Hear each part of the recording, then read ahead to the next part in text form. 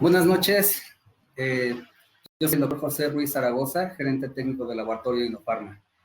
Sean ustedes bienvenidos a esta charla. Tengo el honor de estar aquí con el doctor, gran amigo, doctor Luis Nolasco, quien nos va a hacer el favor de darnos esta charla, aceptó la invitación. Queremos agradecer también a todos los organizadores que nos ayudaron a la difusión del evento.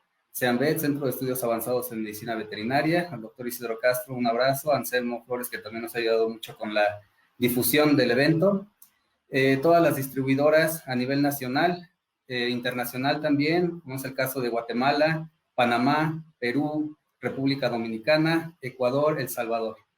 En fin, son muchas las personas que estamos involucradas en este tipo de eventos. Los estamos haciendo para que fomentar la educación continua y sobre todo fomentar también el que no salgamos de casa, quedarnos en esta etapa de cuarentena. Estamos viviendo momentos difíciles, pero bueno, vamos a hacer eso a un lado por el momento. Y por favor, demos la bienvenida aquí al doctor Luis Nolasco. Pues doctor, unas palabras antes de empezar.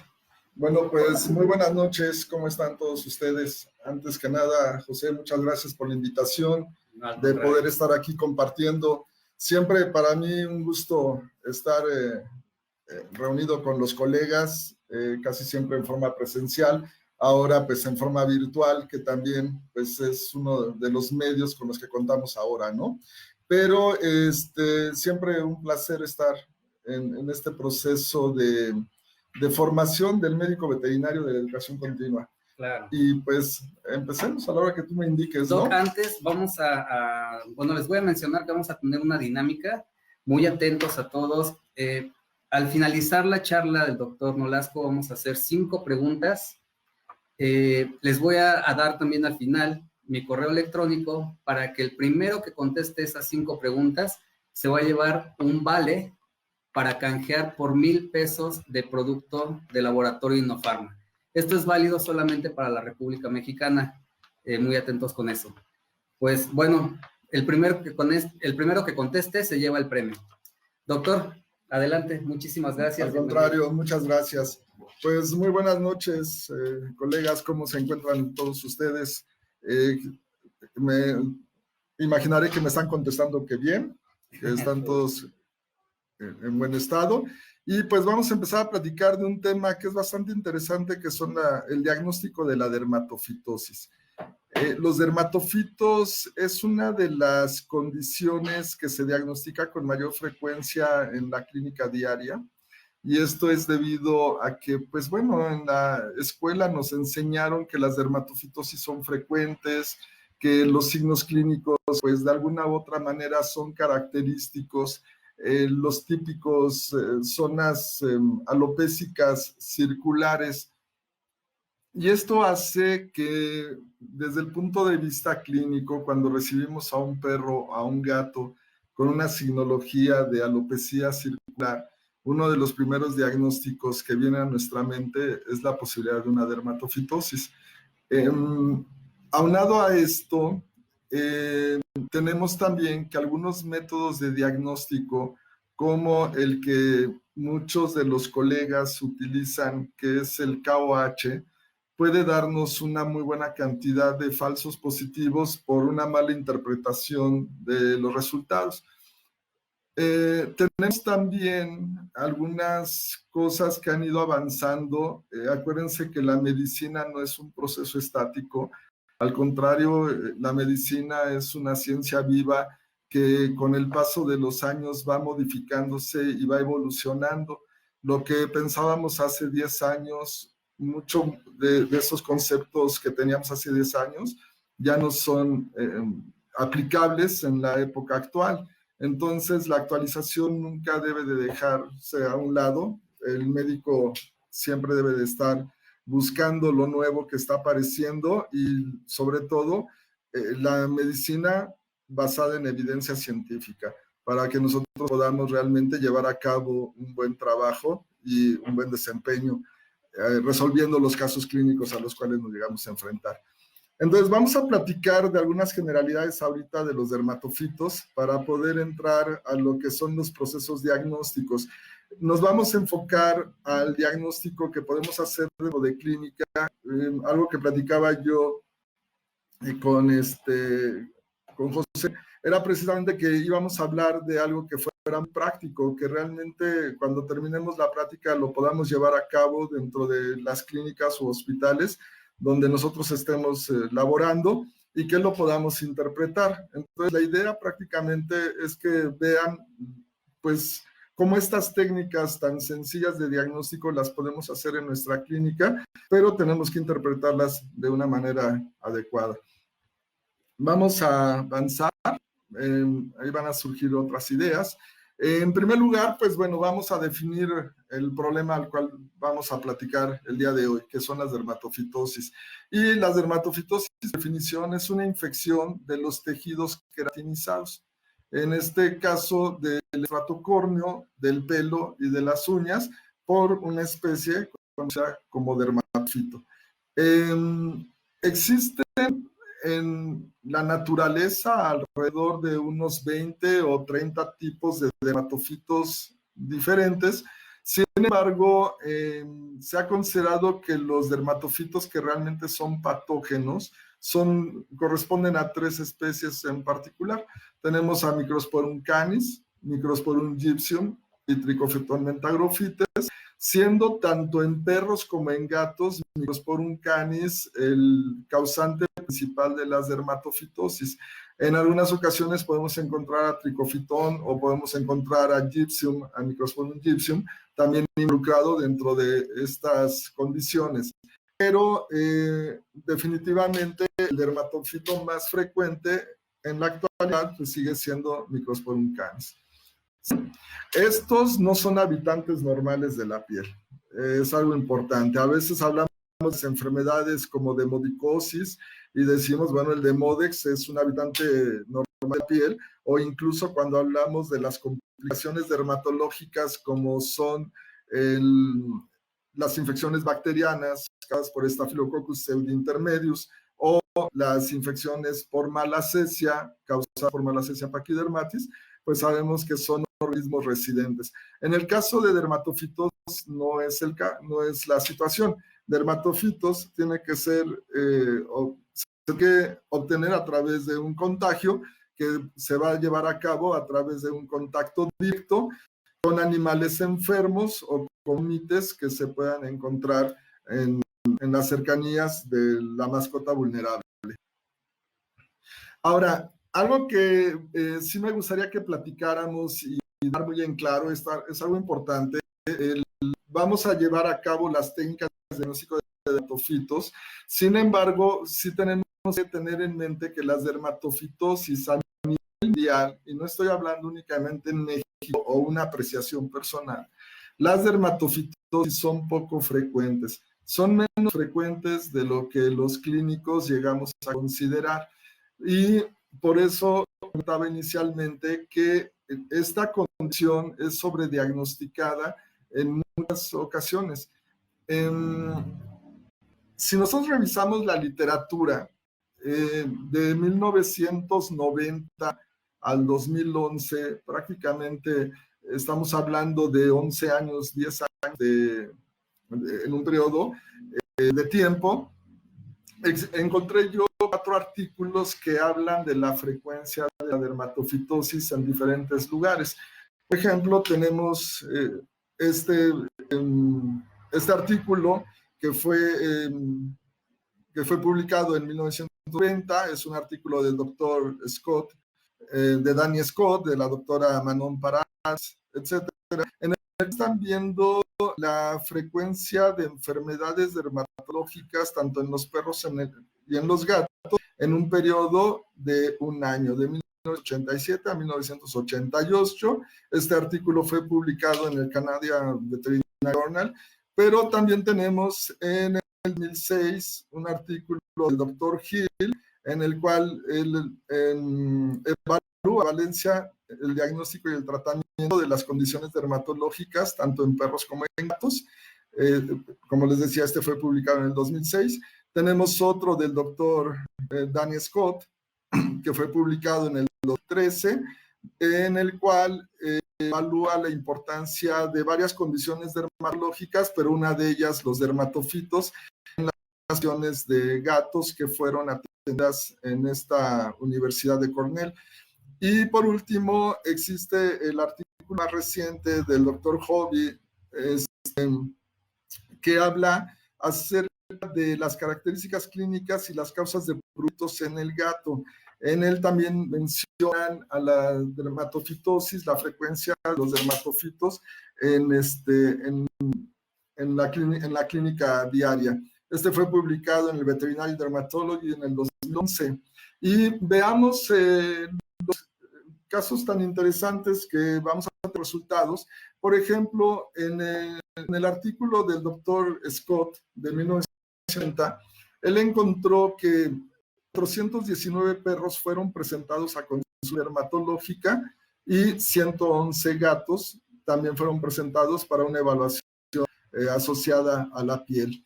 De estos, únicamente 3 perros de 419 presentaron dermatofitosis, lo cual quiere decir que correspondió al 0.71% de los casos dermatológicos, y en el caso de los gatos, únicamente 4, correspondiendo al 3.6% de los dermatológicos. Esto nos está indicando que la frecuencia de estas enfermedades pues realmente va en comparación a otro tipo de condiciones, como podrían ser los procesos alérgicos o las demodicosis, sarna sarcóptica, etcétera, etcétera. En el segundo estudio, que tengo yo conocimiento, en el 2006, del doctor Hill, los resultados no fueron tan diferentes. Vean, en este estudio incluyeron 559 perros y 154 gatos. ¿Qué cantidad de perros presentó dermatofitosis en el momento de la consulta? 3 perros y 2 gatos.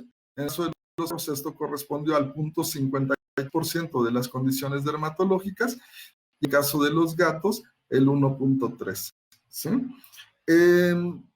Los otros estudios evaluaron únicamente a gatos, que es una también de las especies en las cuales la dermatofitosis es bastante diagnosticada, ¿sí? Y tenemos el del doctor Scott del 2013, en el cual de 1.407 gatos que fueron presentados, únicamente 45 presentaron dermatofitosis. No quiere decir que la dermatofitosis no existe, estamos de acuerdo. A veces me llegan a decir esto, usted dice que la dermatofitosis no existe. No, no, no. Yo sé que la dermatofitosis es poco frecuente. Y no lo digo, lo dicen los estudios. Y esto corresponde al 0.4% en el estudio del 2013 del doctor Scott. El 2.4% de los gatos presentaron dermatofitosis. En el último estudio del doctor Hobby, en el 2011, ¿sí?, se evaluaron 502 gatos, de los cuales únicamente 11 presentaron dermatofitosis, que corresponde al 2.1%. Si nosotros vemos, hay una brecha de aproximadamente 10-11 años entre estos estudios, fueron llevados a cabo en diferentes momentos, y los porcentajes cambian muy poco, ¿sí? No es que la dermatofitosis vaya incrementando o vaya disminuyendo, más bien se mantiene más o menos constante en los casos clínicos, y algo que nos observa es que aparentemente la dermatofitosis sí es más frecuente en el gato que en el perro, pero tampoco representa una enfermedad que vayamos a ver todos los días, o que todos los pacientes que presentan esta signología aparente de dermatofitosis tienen que estarlo sufriendo, ¿no? Entonces, este es el primer punto. Debemos de considerar que la frecuencia de la dermatofitosis no es tan alta como a veces vamos a pensar. Por un lado, la dermatofitosis nos va a producir diferentes signos clínicos. El más característico, el que casi todos nosotros conocemos, es la alopecia circular, ¿sí? Y en la escuela no únicamente aquí en México, yo les podría decir que las escuelas de veterinaria a nivel mundial nos han enseñado que las alopecias circulares son sugerentes de dermatofito. Vemos como signos clínicos que puede haber pérdida de pelo, esta puede ser circular, puede ser realizada, escamación, edema, pápulas, costras, comones, hiperpigmentación, y en algunos pacientes pueden llegar a desarrollar algunas tipos nodulares que son conocidas como queriones. Pueden ser asimétricas, generalmente, estas lesiones, y también el prurito puede ser variable tanto en perros como en gatos.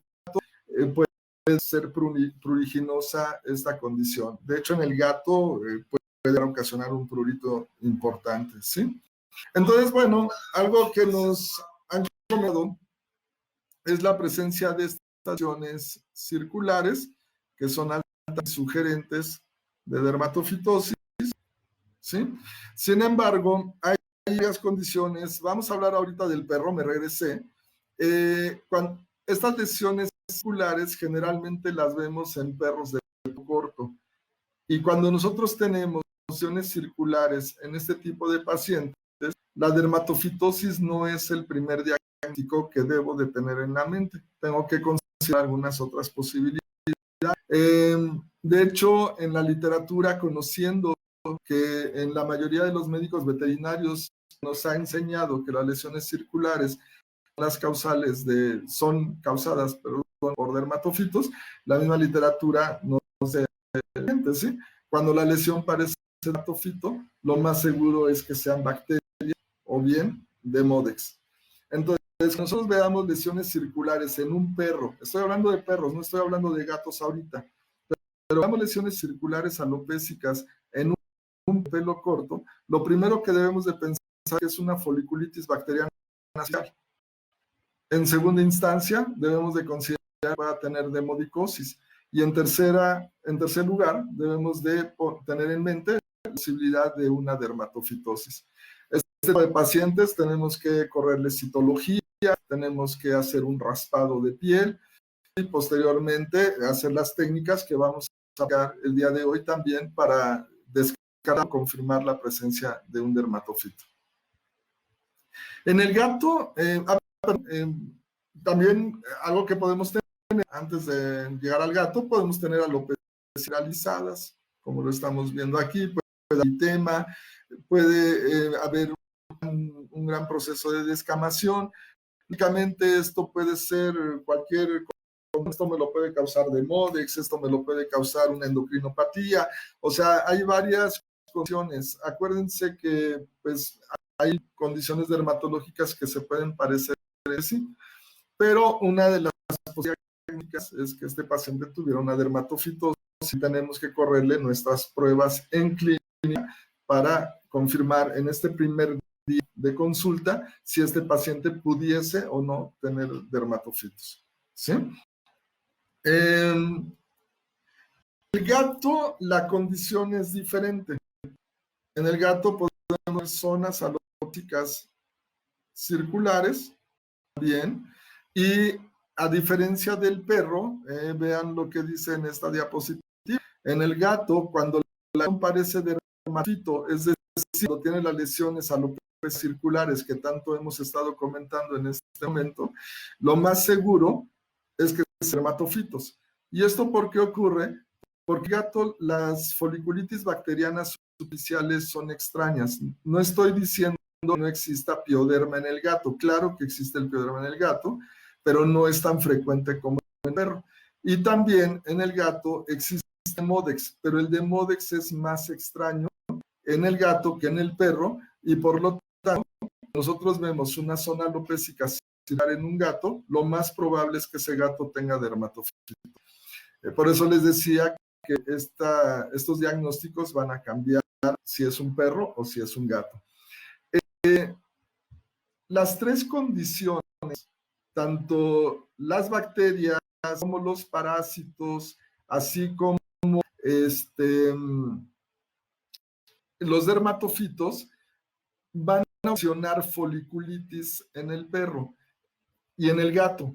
Y esta foliculitis, que puede ser una foliculitis bacteriana o puede ser una foliculitis parasitaria o una foliculitis micótica, nos va a dar como resultado la generación de zonas alopécicas circulares. Por eso les decía que las zonas circulares no son patognomónicas de dermatofitos. Y uno de los grandes errores que podemos ver, y disculpen que haga tan bien esto, pero esto es el día a día de la práctica día, una gran cantidad de pacientes los recibimos en la clínica siendo tratados y diagnosticados lógicamente como dermatofitosis por la simple apariencia de las lesiones.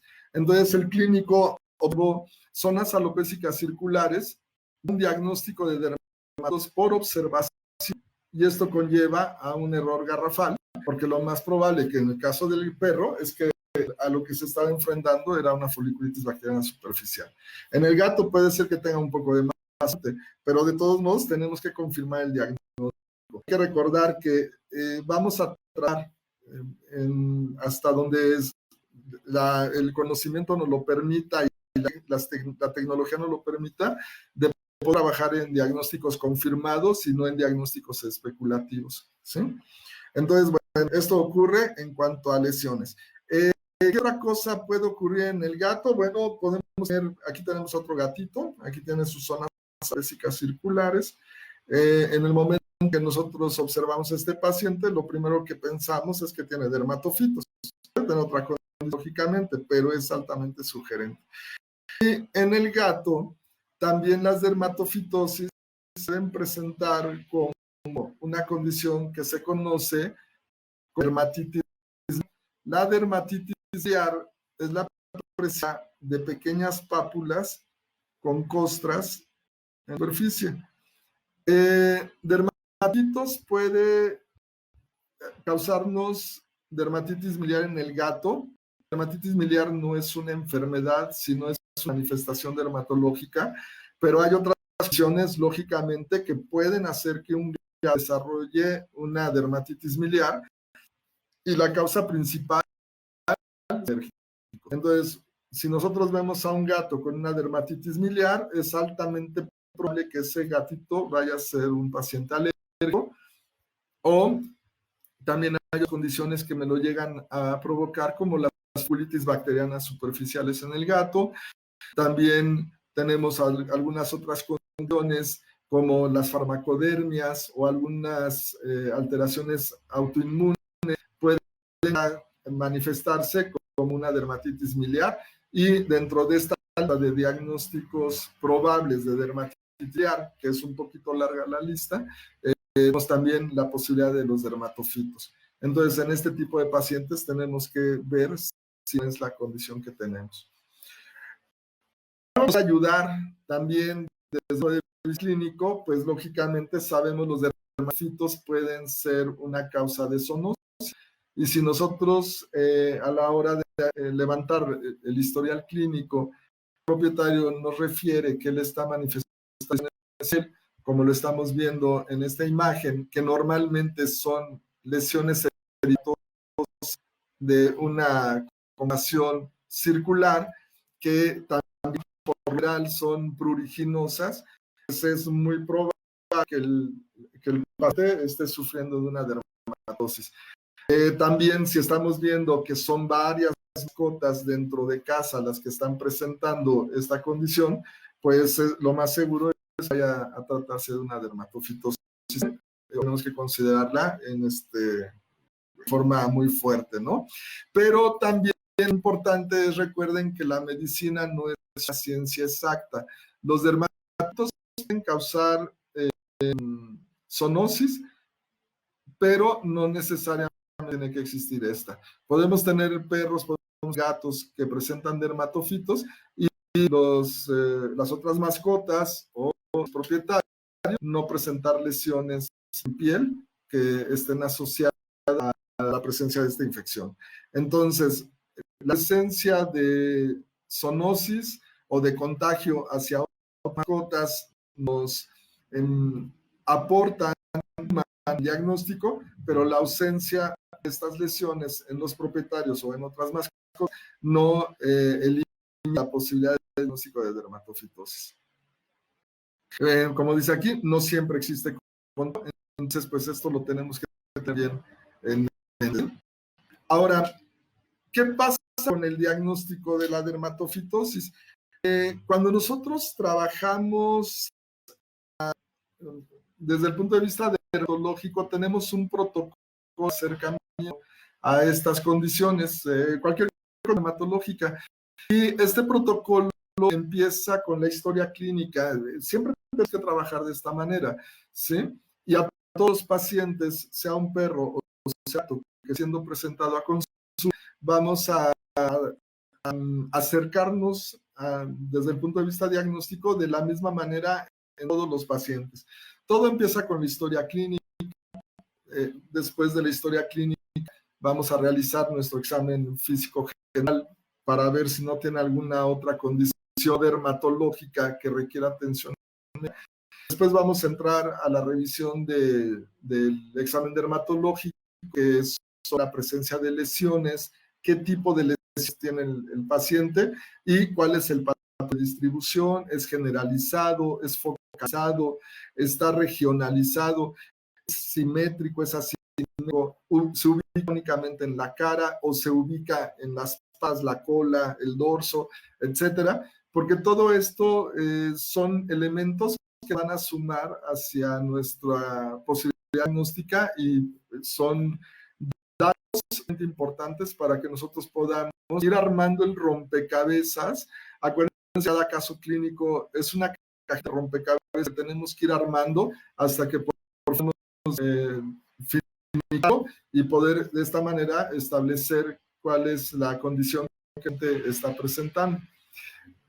Dentro de este protocolo diagnóstico, una vez que hemos hecho el historial médico, que hemos hecho el examen físico general y que hemos realizado la evaluación dermatológica de lesiones y patrones de distribución, tenemos que correr pruebas de primera intención. Estas pruebas de primera intención se llevan a cabo en la clínica, son de bajo, en términos generales, son de bastante bajo costo y interpretación rápida. Estas de primera intención las realiza el clínico o las debería de realizar el clínico. En algunas ocasiones, porque contamos probablemente con un microscopio o con algunos reactivos, etcétera, el médico podría mandarlas a un laboratorio. En este momento dejaron de ser pruebas de primera intención. En el momento en que nos mandamos a un laboratorio, pues ya son pruebas de segunda. Lo ideal sería que las hiciéramos nosotros dentro del proceso de diagnóstico de primera instancia, en la primera consulta. Perdón, se está cortando el audio, me está diciendo que se corta bastante. Vamos a ver qué podemos hacer. Voy a conectar los audífonos. Una disculpa, ahorita vemos. Están comentando que tenemos problemas de audio, que varias personas, los que están escuchando, los comento, están teniendo problemas para poder escuchar la plática. Entonces, lo que vamos a hacer ahorita es utilizar un micrófono y unos audífonos, a ver si esto mejora esta condición, y si no, pues nos avisan y ven otra cosa. Un momento, por favor.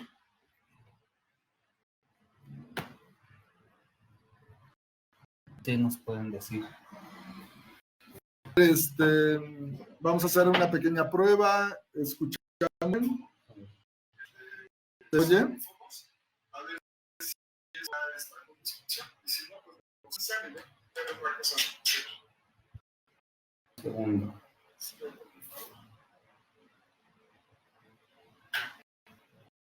Estamos esperando confirmación.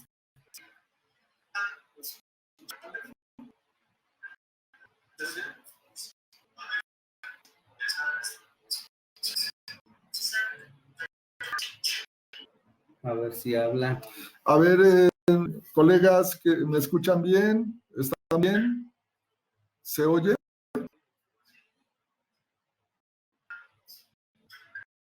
También no sé si la transmisión vaya retrasada. Sí, normalmente ocurre eso.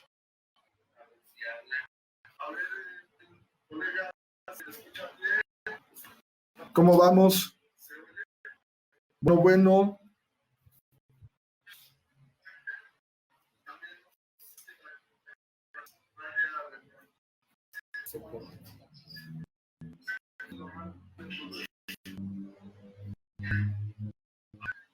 No sé qué puedo hacer.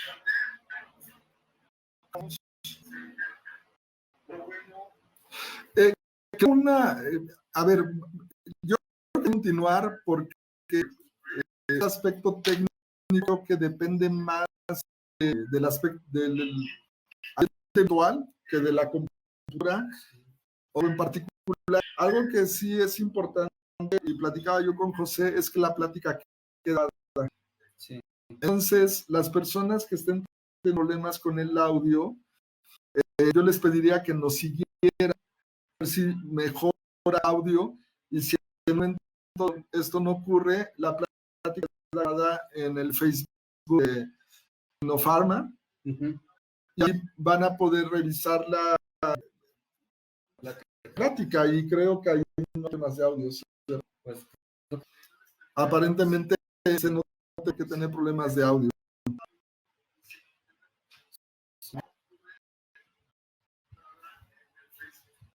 Pues no hay nada conectado.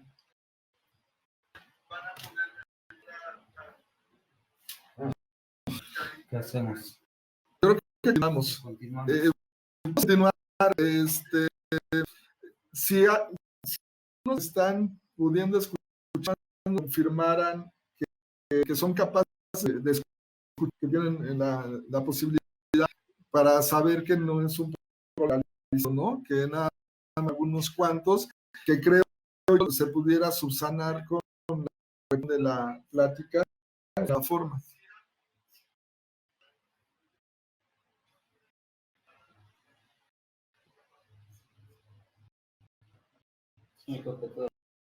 Seguimos, entonces ya vemos que... Entonces, pues disculpen, continuamos con la plática. Entonces les comentaba que pues una vez tomado estos datos de nuestra consulta, tenemos pruebas de primera intención. Y decíamos que estas pruebas de primera intención son datas, son fáciles de realizar, realmente no nos debe de llevar mucho tiempo. Miren, una consulta dermatológica de primera vez debe de llevarse a cabo en un periodo de una hora más o menos, dependiendo de la calidad de eso. Es difícil que una consulta de dermatología de vez la podamos llevar a cabo en 20 o 15 minutos. O sea, no nos podría poder llevar a cabo pues todo lo que necesitamos desde la obtención de la historia clínica, después hacer los exámenes, tanto físico como dermatológico, y tomar las pruebas de primera intención, usarlas para dar una información al propietario. Las pruebas de primera intención son pruebas de diagnóstico.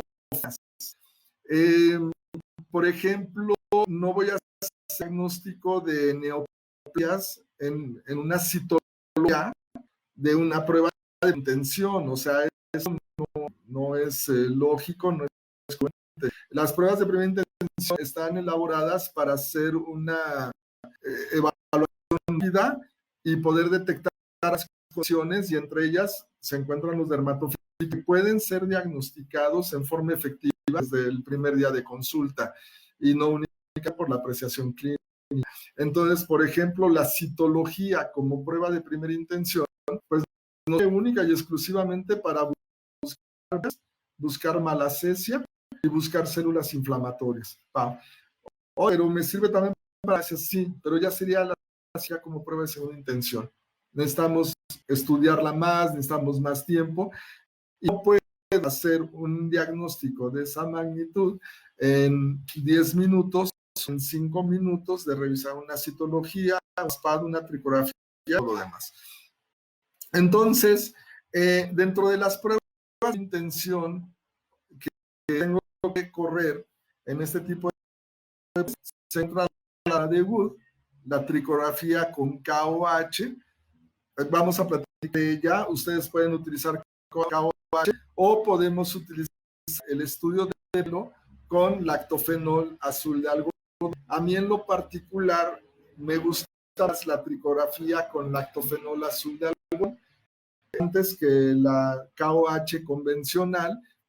Vamos a ver unas imágenes por el contraste de las estructuras me permite evaluar de una manera más efectiva las características del pelo y si este pelo presenta esporas o no.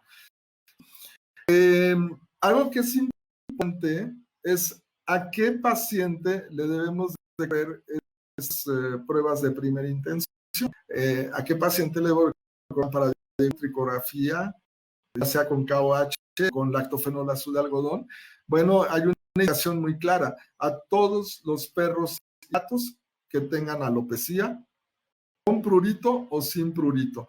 Entonces, no es si yo sospecho de que el paciente tiene dermatofitos, que le voy a correr una lámpara o una tricografía. Es a todos los pacientes que tengan alopecia con o sin prurito, les debo de correr lámpara de Wood, les debo de correr una tricografía, tanto simple como una tricografía. Simple me refiero con aceite nada más, o con un reactivo que puede ser el KOH, el lactofenol azul de algodón. Y de esta manera, aun cuando yo no esté sospechando que el paciente tenga dermatofitos, si los tiene, pues es muy probable que pueda entrar, ¿sí? No es únicamente a los pacientes que tienen alopecia circular, es cualquier tipo de alopecia. En muchas ocasiones puede decir alguno de los colegas, pero este perro parece hipotiroideo, sí, pero está alopecia. Y por norma, por protocolo, por disciplina, le tengo que correr la lámpara de y le tengo que correr la tricografía porque es la indicación. La indicación no es cuando yo sospecho de dermatofitos, sino es en todos los perros que tengan alopecia y en todos los gatos también de forma, ¿no? Estas pruebas de primera intención nuevamente las corremos en clínica. Ahí las tenemos que hacer. Ahorita vamos a ver qué necesitamos y cómo las vamos a llevar a cabo. Y tenemos una prueba de segunda intención, que las pruebas de segunda intención ya son más complejas, requieren más tiempo, a veces también requieren de mayor ocasión para poderlas llevar a cabo. Por ejemplo, en la citología de neoplasias, pues muchas veces es más conveniente que un patólogo clínico experto en citología haga la revisión de estas muestras a que nosotros como médicos hagamos el diagnóstico de neoplasias, ¿no?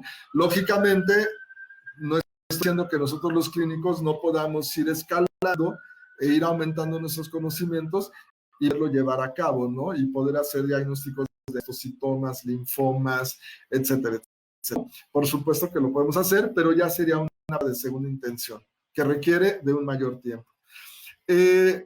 Estas pruebas de segunda intención también pueden ser más caras o pueden ser, como decimos, más difíciles de poder interpretar y no necesariamente más difíciles de poder interpretar, a veces requieren más tiempo de elaboración. Ahí entran estudios de sangre, los estudios rutinarios de laboratorio como el general de orina, también entran otros estudios como los niveles hormonales, por ejemplo, hacerle una supresión a la dexametasona a un perro sospechoso de Cushing o correr un panel hormonal de levotiroxina en un paciente sospechoso de hipotiroidismo, pues son pruebas de segunda intención todas estas. También entran en algunas pruebas de alergia, como puede ser el aislamiento que llegamos a ocasionar en algunos perros sospechosos de dermatitis por contacto, o las pruebas de cambio de dieta en los perros sospechosos de reacciones adversas a los alimentos, o las pruebas intradérmicas o las pruebas serológicas para el diagnóstico de la dermatitis atópica. Todas las pruebas que requieran de un mayor tiempo en la obtención de resultados, de la interpretación, o que requieran de mayor tecnología, pues van a ser consideradas como pruebas de segunda intención. Y lógicamente en estas pruebas de segunda intención entran los cultivos, tanto los cultivos bacterianos como los cultivos micológicos. Estos cultivos los podemos enviar a nuestro laboratorio. al laboratorio de referencia. Pero también, aún siendo una prueba de segunda intención, los cultivos los podemos llevar a cabo en nuestras clínicas. Nosotros podemos comprar estos cultivos con nuestros proveedores y realizar el cultivo nosotros como prueba de segunda intención e interpretarlo. Si se dan cuenta, el diagnóstico general de la dermatofitosis, pues prácticamente lo podemos llevar a cabo completamente en nuestras clínicas, tanto con las pruebas de primera intención, pero también realizando esta prueba de segunda intención, que es de los cultivos, y que no se requiere, en el caso de los cultivos, de un ambiente diferente. La temperatura ambiental es suficiente para llevarlo a cabo, no requerimos incubadoras o no requerimos un medio estéril, etcétera, para poderlos realizar. Entonces hay kits que ahorita nos van a ver, que los pueden adquirir como médico veterinario y con bastante facilidad poderlo llevar a cabo en nuestras clínicas. Vamos a hablar en primera instancia de lámpara de Wood. La lámpara de Wood fue utilizada y se ha estado utilizando prácticamente desde hace muchos años. Desde 1933 fue cuando la lámpara de Wood se empezó a utilizar en el diagnóstico de los hongos o de las micosis. Sabemos, hay muchos estudios que nos comentan, la literatura lo dice, que la lámpara de Wood nos puede diagnosticar única y exclusivamente a Microsporum canis. No es capaz de diagnosticar a Microsporum gypsum, ni tampoco a Trichophyton mentagrophytes. Y esta lámpara de Wood va a generar una fluorescencia en los pelos infectados porque estos producen una sustancia conocida como pteridina en la corteza y en la médula, pero los únicos pelos que llegan a generar esto son los pelos infectados por Microsporum canis. ¿Sí? Ahora, esta fluorescencia, uno de los problemas que hay con la lámpara de Wood es la utilización, por un lado, de lámparas de Wood de muy bajo, de baja calidad. Hay unas pequeñitas que se llegan a vender, o a veces utilizamos algunas que se utilizan, por ejemplo, para ver si los billetes son falsos o no. Y estas luces no nos dan un diagnóstico, no dan esa fluorescencia porque no tienen la longitud de onda que deben de tener para llevar a cabo el efecto que estamos esperando. Las luces negras que vemos en los antros pues son unas luces que no nos sirven para esta fluorescencia. Pero también a veces el error que estamos cometiendo es la utilización de una lámpara inadecuada, ¿sí? Y también, por otro lado, una mala interpretación de la fluorescencia. Cuando nosotros apliquemos esta lámpara oscura, necesitamos un cuarto oscuro, meternos con el paciente, prender la luz y empezar a hacer la exploración. Al aplicarla, pues lógicamente en ese momento vamos a empezar a ver una cantidad de fluorescencias. Y hay fluorescencias, de hecho, si yo me meto ahorita y hago la prueba, mi propia piel, si tengo por aquí algunas escamas, mi piel va a florecer, o si tengo una tinta marcadora de textos, esa tinta de textos va a florecer, o si tengo alguna pomada o medicamento. Y lo mismo le va a pasar a los perros. Si entramos con una bata blanca, pues nuestra bata va a florecer como cuando entramos a un centro de sano esparcimiento, ¿no? Y estas fluorescencias no tienen nada que ver con los dermatofitos. Entonces, el hecho de que haya fluorescencia no significa que tiene dermatofitos. ¿Qué es lo que tenemos que buscar? Y esto es algo bien importante. La fluorescencia es color verde manzana. Tiene que verse verde. Cuando estos pacientes tienen dermatofitosis, este es el color que tenemos que observar. Una vez que ustedes vean una fluorescencia color verde manzana, en la vida se les va a olvidar. Y cuando empiecen a ver fluorescencias amarillas, fluorescencias blancas, azules, etc., no les van a dar importancia, las van a eliminar de su mente y van a decir este perro no tiene, o la prueba fue negativa a la fluorescencia. No quiero decir que no tiene dermatofitos, pero la prueba fue negativa en ese momento, ¿sí? Hay lámparas de Wood que son específicas. Tenemos esta, la compañía se llama Medical Illumination. Estas lámparas son costosas, ahorita la vamos a ver por la parte inferior, y si no ahorita si no tengo la diapositiva, tomo mi lámpara y se las enseño a través del video, pero tiene una lente magnificadora y tiene dos tipos de luces, una luz blanca, ¿sí?, con la cual puedo hacer una exploración dermatológica, me asomo a través de mi lente magnificadora, puedo ver las pápulas, las pústulas, las descamaciones, disfrutar mi examen dermatológico y posteriormente apago luces o me llevo al paciente a un cuarto que tenga yo diseñado para que quede oscuro y puedo prender la lámpara, apago la lámpara blanca, prendo la lámpara de Wood y puedo hacer mi exploración con mi segundo par de luces, ¿ok? Y voy a buscar un color verde manzana. ¿En cuánto tiempo de que el paciente está presentando la infección se puede presentar esta coloración verde manzana? Desde los 5 días, pero algunos pacientes pueden tardar hasta 2 semanas. De 5 a 14 días de infección ya se puede apreciar esta fluorescencia. Y estos pelos que florecieron los puedo utilizar para la tricografía, me va a facilitar mi diagnóstico, y los puedo utilizar para mi cultivo, es donde generalmente van a crecer. Entonces, si hay fluorescencia de estos pelos que están floreciendo, puedo tomar una muestra y hago mi tricografía, y también tomo otra cantidad de pelos y hago mi cultivo, y ahorita vemos cómo hacemos cada una de estas técnicas, ¿no? Si no hay fluorescencia, no quiere decir que no tenga dermatofitos, puede tenerlos. Ahorita vamos a hablar en otra diapositiva, en otra de las imágenes, vamos a hablar de qué tan efectiva es la lámpara de Wood, porque sabemos que nos detecta únicamente a Microsporum canis, y la literatura en forma tradicional nos ha dicho que la lámpara de Wood simplemente puede diagnosticar al 50% de los Microsporum canis, porque no todos los Microsporum canis llegan a florecer. De esta forma vemos que la utilización de lámpara de Wood está muy limitada, ¿sí?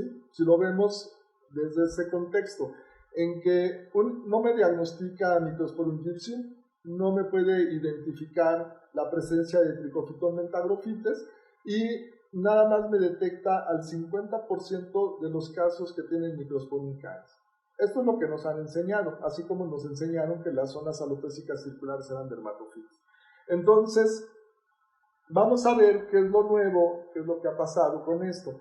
También dentro de lo tradicional se nos ha explicado que la lámpara de Wood se tiene que dejar calentar durante unos 10 o 15 minutos antes de llevar a cabo la exploración. Entonces tomamos nuestra lámpara de Wood, la enchufamos, la dejamos en nuestro cuartito oscuro, seguimos trabajando con nuestro paciente, corriendo pruebas, haciendo la exploración dermatológica, etc. Y ya cuando hayan pasado unos 15 minutos, tomo al paciente, lo llevo al cuarto oscuro y aplico la lámpara de Wood. También, tradicionalmente, se nos ha dicho que la lámpara de Wood la tenemos que poner la luz, y que la fluorescencia no es inmediata, sino tenemos que esperarnos un rato. Aparte de que tuve que calentarla y esperarme 15 minutos, ahora tengo que aplicarla por un periodo de 1 o 2 minutos por sitio, esperarme para ver si existe fluorescencia o no. ¿Ok? Esto vamos a verlo de una vez. Se realizaron diferentes estudios utilizando la lámpara de Wood, tanto precalentada como de uso inmediato, prenderla y aplicarla, y es tan efectiva sin calentar como calentando la lámpara de Wood. Entonces no es necesario precalentar la lámpara de Wood. Y también se ha observado que en el momento en que se pone la lámpara de Wood, si el paciente va a presentar la fluorescencia, se presenta de forma inmediata. No tengo que estar aplicando la lámpara de Wood por periodos de 1 minuto, 2 minutos por área de explorar. Si el paciente tiene dermatofitos que florecen, van a florecer.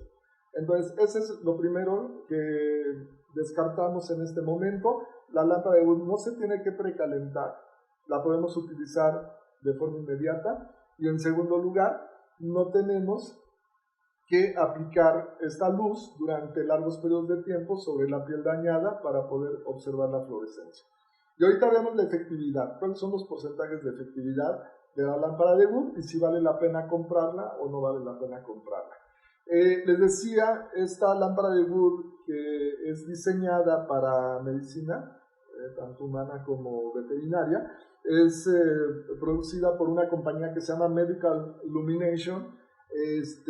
Yo la lámpara que compré, la compré hace prácticamente, ¿qué es esta? Y se parece mucho a la actual todavía. La compré en el 2000. Esta lámpara pues ya tiene 20 años mi lamparita, sigue funcionando perfectamente bien y es cara, o sea, es una lámpara cara. La compré en Estados Unidos, pero actualmente Medical Illumination en México tiene un representante. Entonces, si alguien está interesado, puede buscarlo. Ponen Medical Illumination México en su buscador web y les va a aparecer el contacto en el cual ustedes pueden llegarla a conseguir.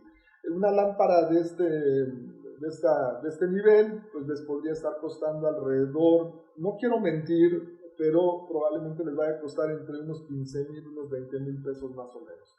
Pero pues depende de mi práctica y depende de lo que yo vaya a utilizar, ¿sí?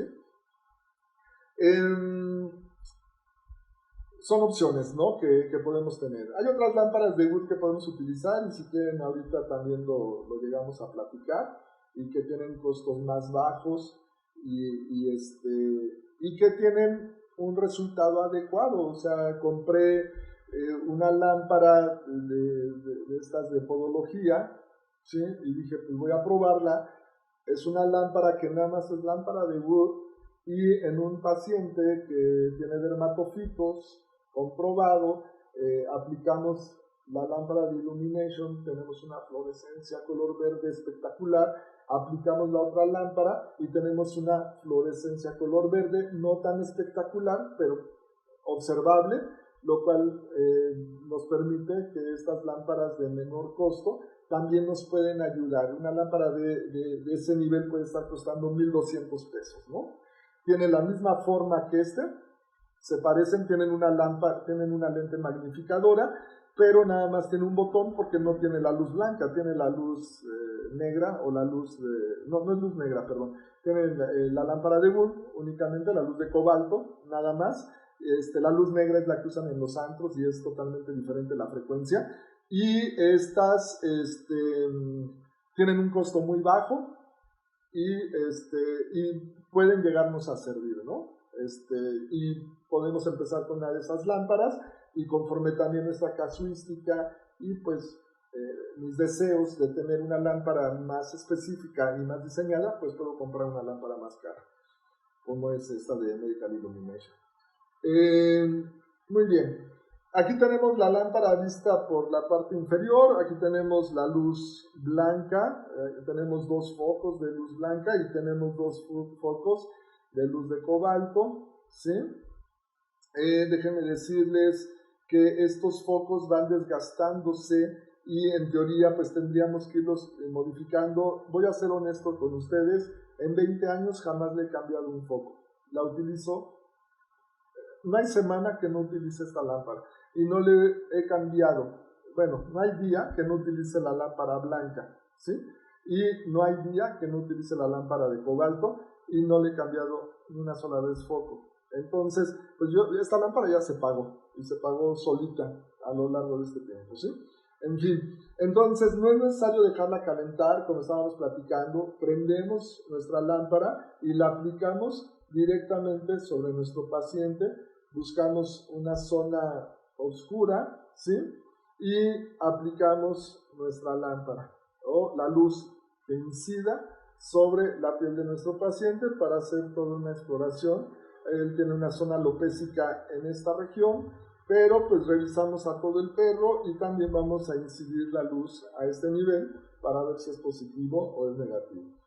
Nuevamente haciendo hincapié que lo que nosotros vamos a buscar es una fluorescencia color verde, como lo estamos viendo en esta imagen, ¿no? Este es un gatito con zonas alopécicas circulares. Esta imagen es de una doctora de Venezuela que me hizo favor de facilitármela, me la compartió la doctora Jessica Silva. Ella está ahí en Venezuela, en Caracas. Una chica muy interesada en dermatología que estuvo aquí con nosotros y realizó esta imagen padrísima, que le agradezco que me la haya compartido, porque a veces no es tan fácil tomar la foto. Vemos la fluorescencia y cuando tomamos la foto no se ve verde, pero esta es clara como se ve verde. Espero que la estén viendo tal cual, ¿no? Que se vea verde, manzana, y esta es la fluorescencia que estamos buscando. Vean aquí algunos puntos blancos que están floreciendo por aquí. Estos no son dermatofitos, esto es producto de la descamación, y esto pueden tener fluorescencias de diferentes niveles. Aquí tenemos a otro, sí es de un caso de nosotros, un Yorkie, que tiene también unas zonas alopécicas, etc. Y vean la fluorescencia verde tan marcada que tiene en la región de la cara. Esta es la fluorescencia que estamos buscando. Si ustedes ven cualquier otro tipo de fluorescencia, eso no es dermatofitos. Y se está floreciendo, incluso sabemos qué dermatofito es. Porque sabemos que Microsporium gypsum no florece, sabemos que Trichophyton metagrophilus no florece. Este paciente, o el paciente anterior y lo que tienen es Microsporium canis. Tiene una fluorescencia positiva y está asociada a una infección por Microsporium canis. Ahora bien, ¿cuál es la efectividad que hay del uso de la lámpara de Wood? Recuerden lo que estábamos platicando. Se comenta que pues su posibilidad de diagnóstico es limitada, que diagnostica únicamente al 50% de los casos de Microsporium canis, y a las otras dos especies pues no las puede diagnosticar. Existen, con respecto a mi conocimiento, a la búsqueda que yo hice, existen en la literatura de 1960 al 2016, la investigación que hice, 30 artículos que nos hablan sobre la efectividad de la lámpara de Wood, ¿sí?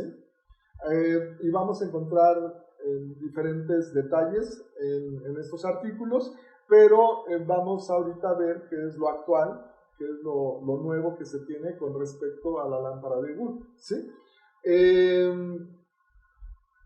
Se ha visto que va a depender mucho la efectividad de la lámpara de Wood si la estamos utilizando en un paciente que no está recibiendo tratamiento o si está recibiendo tratamiento. Pero también la efectividad de la lámpara de Wood depende de si es un perro o es un gato.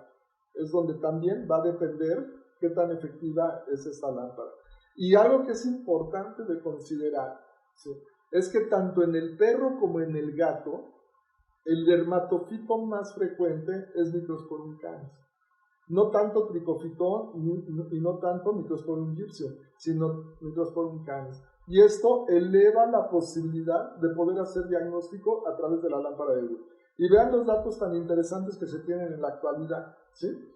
En los animales infectados, ¿sí?, y esto estamos hablando de perros, de perros infectados, el 72% de los perros infectados por Microsporium canis tienen positividad, no el 50%, el 72% de los perros infectados tienen positividad. Es una prueba que nos puede sumar bastante a la hora de diagnóstico. Y vean en los gatos que no han sido, perdón, discúlpenme, me voy a regresar aquí un poquito. En los animales infectados, sí, perros, estamos bien. No corrijo, vamos bien. Pero vean qué interesante en los gatos. En los gatos no tratados, la efectividad de la lámpara de Wood es casi del 100%. ¿Sí? Si tenemos a un paciente que tiene zonas alopécicas circulares lo más probable es que ese paciente, ese gato, va a tener positividad con la lámpara de Wood. Va la efectividad del 91 al 100%. Esta es una belleza. Podemos hacer diagnóstico a través de lámpara de Wood. ¿Y por qué también aumenta tanto en el caso del gato?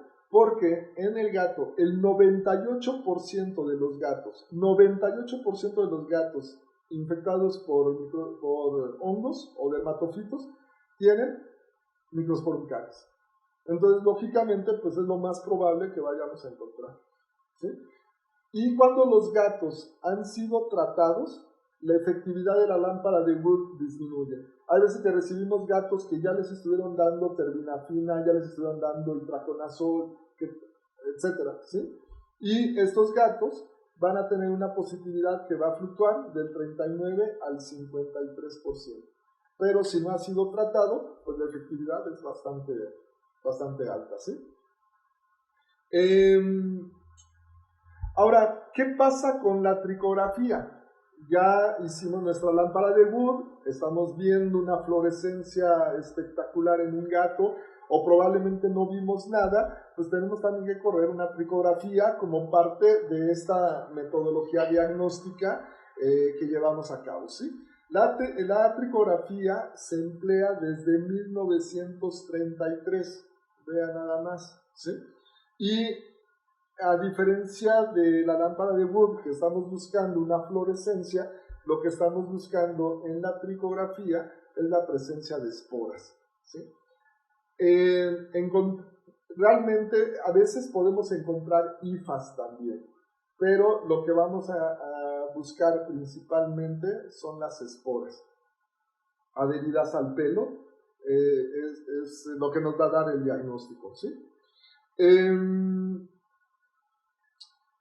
También el porcentaje de positividad de la tricografía va a variar, y algo importante es que el resultado de la lámpara de Wood y el resultado de la tricografía no necesariamente se tienen que correlacionar.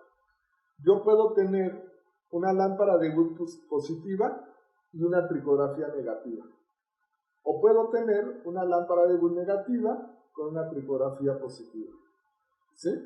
Y esto me está dando diagnóstico. No tengo que tener positividad de fluorescencia y presencia de esporas para dar el diagnóstico. Lógicamente, si tengo fluorescencia positiva y tricografía positiva, pues el diagnóstico es muy acertado, y aparte, como la fluorescencia fue positiva, puedo decir que el paciente tiene Microsporum canis, ¿sí? Si la tricografía fue positiva y la otra fue negativa, sé que el paciente tiene dermatofitos, pero no puedo asegurar que es Microsporum canis. Puede ser cualquiera de los otros dos, ¿sí? Entonces, lo que vamos a buscar son esporas. ¿Qué porcentaje podemos tener de efectividad a través de los diferentes estudios que se tienen con esto? Bueno, en los perros infectados, el porcentaje de positividad de poder encontrar esporas en ellos es del 72%, más o menos similar a lo que estamos viendo con la lámpara de Wood, ¿sí? Y en el caso de los gatos infectados, vean, es del 67.5%, ya sea con KOH o con lactofenol azul de algodón, con cualquiera de las dos, ¿sí? Del 67.5%. ¿Cuál de las dos técnicas es más confiable en el gato? Lámpara de Wood, ¿sí? Pero hacemos las dos, por supuesto, tenemos que hacer las dos. Es parte de mi metodología diagnóstica y no voy a dejar de hacer mis dos técnicas, ¿sí? Entonces, esto es lo que podemos tener en la tricografía. Lo que necesitamos es poder arrancar algunos pelos. Una de las preguntas es, ¿y de dónde le tomo los pelos, no? O sea, está alopésico el paciente. Bueno, la mayoría de los perros y gatos alopésicos pues tienen pelos remanentes. Entonces, si el paciente tuvo fluorescencia, pues vamos a tomar estos pelos que florecieron, porque ahí es donde está el hongo. Y en caso de que no tenga fluorescencia, pues lo ideal es en las zonas, ya sean alopecias circulares o alopecias diseminadas, pues en las zonas periféricas de las áreas de lesión, de ahí vamos a tomar los pelitos para poder hacer la examinación. Podemos utilizar KOH. Hay varias concentraciones que se han reportado. La concentración más utilizada es KOH al 20%, ¿sí? Y lo único que necesitamos para esta técnica son portaobjetos, necesitamos cubreobjetos y necesitamos el reactivo, que es el KOH. De al litro les va a durar una muy buena cantidad porque requieren 2 o 3 gotas para cada muestra, ¿sí? Entonces, si ustedes compran su KOH, les va a durar una buena cantidad de tiempo. Tomamos el pelo, lo ponemos, les explico la técnica, ponemos el pelo, en nuestro portaobjetos, con un gotero aplicamos unas gotitas de KOH y con un encendedor le damos una pequeña calentadita. Cuando nosotros hablamos de calentar una laminilla, hagan de cuenta que mi dedo pulgar es la flama, ¿sí?, del encendedor, y la flama tiene que tocar mi laminilla y más o menos tengo que hacer un recorrido a esta velocidad sobre la laminilla unas 4 o unas 5 veces. 1, 2, 3, 4, 5. Con eso ya he hecho el calentamiento. Esto es tanto para las técnicas de citología que llevamos a cabo de fijar al calor, o como para el calentamiento de mi reactivo, en este caso el KOH. Una vez que he calentado mi laminilla, le pongo el cubreobjetos, la dejo reposar un ratito, a veces no la dejamos reposar, la observamos de inmediato. Si la pudieran dejar reposar ahí unos minutos estaría bien, mientras revisan la citología, mientras revisan los raspados, la tricografía simple, etcétera, pues que esté reposando o incubándose un ratito ahí nuestra muestra. Y la vamos a observar. Algo importante es que el KOH y también el lactofenol azul de algodón, pero principalmente el KOH, nos puede formar burbujas. Y esas burbujas muchas veces son diagnosticadas en forma equivocada como esporas. La tricografía con KOH tiene muchos falsos positivos, demasiados diría yo en mi experiencia particular. Recibimos cantidad de perros y de gatos con zonas alopécicas circulares, sobre todo perros, porque en los gatos puede ser menos complejo, pero en los perros, cantidad de perros con zonas alopécicas circulares que fueron diagnosticados con KOH por haber encontrado burbujitas alrededor del pelo o en las zonas aledañas al pelo, una serie de burbujitas, que el patólogo o la persona que hizo el estudio consideró que pudieran tratarse de esporas por dermatofitos cuando son burbujas completas, ¿sí? Entonces, tenemos que tener ciertas consideraciones de interpretación, como lo hicimos hace un momento con la lámpara de Wood, ¿ok? ¿Y cuál es lo primero que tenemos que considerar? No puede haber esporas en pelo normal. Si nosotros vemos este pelo, que su cutícula, ¿sí?, su corteza, la médula, están normales, este perro no tiene esporas. Si yo veo burbujas alrededor de este pelo, esas burbujas no son esporas. Las esporas las vamos a encontrar en pelo que está dañado. Tenemos que buscar pelo dañado y tenemos que jugar con la luz de nuestro microscopio para poder lograr el objetivo que estoy buscando, ¿sí? Ahorita les platico cómo se lleva a cabo jugar con nuestras luces y nuestros diafragmas del microscopio, ¿ok? Porque tengo que bajar la luz para poder ver las esporas. Las esporas son pequeñas, son transparentes, y por lo tanto, si yo tengo mucha luz en mi microscopio, las voy a perder, se van a difuminar en toda esa cantidad de luz. Entonces tenemos que bajar la luz, tenemos que cerrar el diafragma para generar mucho contraste y que entonces se puedan ver. Es muy probable que cuando mueva el diafragma se vea tan oscuro que poco a poco tengo que ir abriendo el diafragma para poder tener una visualización. ¿Con qué objetivo vamos a hacer esta revisión? Con el objetivo de 40 por, ¿sí? Con el objetivo 10 hacemos una revisión de la laminilla buscando pelos dañados. Aquí tengo una imagen de esto. Entonces aquí vemos un pelo normal. En este pelo, este es objetivo de 10 por, como lo estamos viendo aquí. Aquí no vamos a encontrar esporas. Todo lo que podamos encontrar son burbujas, probablemente. Tenemos que buscar pelos que se encuentran dañados. Un patólogo clínico que me enseñó a hacer esto, porque inicialmente, como todos, pues lógicamente uno encuentra muchos problemas para poder interpretar y todo, y yo buscaba esporas en el pelo que fuera. Un patólogo amigo mío, que es David Alejo, que es de Toluca él, y tiene su laboratorio de diagnóstico allá, él me decía, tienes que buscar pelo dañado, como si fueran leños, como si fueran pedazos de leña carcomidos. Y entonces, una vez que ubiques esto, haces tu giro hacia el objetivo de 40, bajas la luz para poder tener contraste y empiezas a abrir la luz poco a poco para empezar a ver estructuras, ¿sí? Voy a mover aquí mi microscopio. Aquí tengo mi microscopio. ¿Sí? Lo voy a mover un momento. Déjenme quitarle aquí este microscopio. Lo tengo conectado a la computadora y aquí tiene una cámara que me permite tomar fotos, videos, etcétera, etcétera. Ahorita lo tengo en el objetivo de 40, no, en el objetivo de 10. Entonces voy a empezar mi exploración con el objetivo de 10 y en el momento en que ya tengo a mi pelo dañado, como lo vemos, cambio a mi objetivo de 40. Y ahí es donde voy a empezar a hacer esta exploración.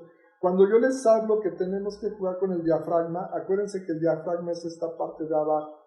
Y aquí tiene esta pequeña palanquita, no sé si se logra apreciar. Hacia el lado derecho abro el diafragma, quiere decir entra mucha luz, y si yo muevo mi diafragma hacia el lado izquierdo, estoy cerrándolo y por lo tanto estoy obteniendo menos luz. Esto es lo que tengo que hacer. Entonces muevo mi diafragma, cierro la luz y empiezo a hacer una revisión. Lógicamente es probable que todo se me ponga oscuro. Ok, empiezo a abrir mi diafragma poco a poco. Lo empiezo a abrir y estoy observando a través de mis oculares cómo se ve la laminilla, si puedo tener una buena apreciación y voy regulando la cantidad de luz. Este es punto fundamental para que ustedes puedan ver esporas. Si tiene mucha luz, se van a difuminar, se van a perder con tanta luz, y si tienen mucha luz, perdón, y si tienen poca luz, pues también van a ver un cuadro muy oscuro que no les va a permitir poder hacer esta observación, ¿sí? Entonces es algo importante de analizar. ¿Y qué es lo que van a encontrar? Vean, aquí tenemos pelo sano. Esta fotografía también me la facilitó un amigo, colega, el doctor Noé Barragán. Él está en Pachuca. Es uno de los casos que él tuvo de dermatofitosis y él hace el diagnóstico en este momento utilizando KOH. Ajá. Es bastante efectivo, en buenas manos y con una buena interpretación, por supuesto que es efectivo. Pero vean cómo aquí tenemos pelo sano. En este pelo sano no vamos a encontrar nada. Cuando él empieza a hacer la exploración, encuentra un pelo dañado y ahí es donde se enfoca. Y vean, aquí vemos un racimo de pequeñas burbujitas que están a lo largo de todo el pelo. Aquí las vemos más grandes, etc. Pero vemos como un racimo de uvas que están aquí involucradas, y estas son las esporas. Esto es lo que tenemos que encontrar. ¿En qué objetivo está? Está en objetivo 40 por. En 10 por no lo va a poder ver, ¿sí? Va a ser muy difícil. Tenemos otra técnica que es la tricografía con lactofenol azul de algodón o azul de algodón de lactofenol. ¿Qué material necesitamos? Es muy similar al KOH. Necesitamos nuestros portaobjetos, nuestros cubreobjetos, y necesitamos el lactofenol azul de algodón, ¿sí? De igual forma, arrancamos pelo, lo ponemos en nuestro portaobjetos y ponemos unas gotas que cubran al pelo que hemos colocado y lo calentamos. De la misma forma, para que haya una mejor actividad del reactivo. Lo calentamos como estábamos calentando el KOH. Ponemos el cubreobjetos con una toallita o con un papel facial. Podemos limpiar lo ahumado que quedó nuestra laminilla por el fuego. Y lo mismo con el KOH. Y lo dejamos reposar un ratito para poderlo observar, ¿sí? Y lo que vamos a encontrar en estos casos, por eso les decía que a mí me gusta más el KOH, ¿sí? Se buscan nuevamente los pelos dañados y esto me permite un mayor contraste. Se empiezan a colorear los puntos de unión entre todas las esporas y me permite ver las esporas de una mejor forma que en el caso de la utilización de KOH, ¿sí? Es una buena técnica. A mí me gusta más esta, y vean pues, los detalles que debemos de considerar para poder interpretar la tricografía con cualquiera de los dos reactivos, ¿no? Uno, cómo debo de preparar mi muestra, es importante calentarla. Número dos, cómo debo de trabajar con mi microscopio. Y bueno, antes de cómo debo trabajar con mi microscopio, número dos es qué tipo de pelos estoy buscando para encontrar estas esporas. Y número 3, cómo debo de trabajar con la luz de mi microscopio, utilizando mi diafragma, abriéndolo o cerrándolo, dependiendo de lo que yo vaya a necesitar en ese momento, ¿sí? Y este paciente tiene dermatofitosis. O sea, ya tenemos un diagnóstico, y estos diagnósticos los hacen en el primer día de consulta, ¿ok? Ahora, nosotros podemos decirle al propietario, me voy a regresar, le podemos decir al propietario que su perro tiene dermatofitos y tenemos que cultivarlo. Una de las preguntas es, oye, pero si ya sé que el perro tiene Microsporum canis o ya sé que el gato tiene una infección por Microsporum canis, ¿para qué lo voy a cultivar? ¿Sí? ¿Cuál es el objetivo de cultivarlo si ya lo sé? Si el paciente tuvo fluorescencia, tiene Microsporum canis.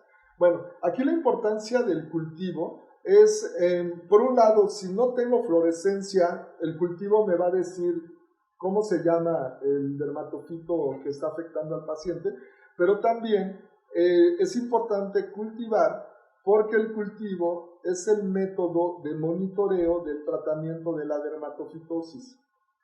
Así como el raspado es el método de monitoreo del paciente que tiene Demodex, y sabemos que no debemos de suspender el tratamiento para demodicosis hasta que tengamos 2 raspados negativos.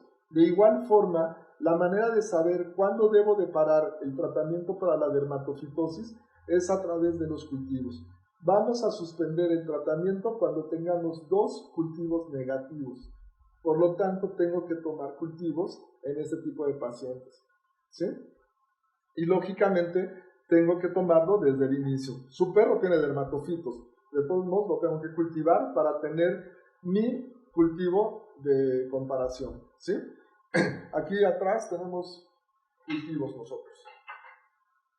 Vean. Aquí tenemos nuestro cultivo de un paciente y tenemos varios cultivos que vamos realizando, ¿no? Ahorita vamos a ver si es positivo, si es negativo, etcétera, etcétera. Y algo también importante, los marcamos, los tenemos que marcar, les ponemos el nombre del perro, le ponemos la fecha en que se obtuvo el cultivo, porque si no, después tenemos ahí un montón de frascos que no sabemos ni a quién corresponden, ¿sí? Y estos cultivos no requieren un ambiente. Estoy viendo esta cosa blanca y parece que tengo, no sé, me veo raro. La voy a quitar, es una vaca. ¿Sí? No, mejor. O sea, tú me veías así. No requerimos un ambiente controlado. Véanlo. Lo estamos almacenando nuestros cultivos a temperatura ambiente. ¿Sí? A finales de los 60 surgieron estas cositas, ¿sí? Que son los medios de prueba para dermatofitos, reciben el nombre de DTM, ellos por sus siglas en inglés, y estos cultivos tienen varios componentes, es una gelatina, es un agar, ¿sí? Un agar para tener esta consistencia sólida, y presentan algunos elementos de nutrición para los dermatofitos, para su crecimiento, como son este digerido papaínico de harina de soya, tienen dextrosa, tienen también un indicador de color, que es el rojo de fenol. Vean el cultivo, como lo ven en la imagen, es amarillento, y lo ven en la imagen y lo estamos viendo aquí. Es de un color amarillento el agar, ¿sí? Pero bajo ciertas circunstancias, este indicador va a cambiar hacia un color rojo, como lo estamos viendo aquí, ¿sí? Sí pueden ver ellos esto, ¿verdad? Sí, perfecto.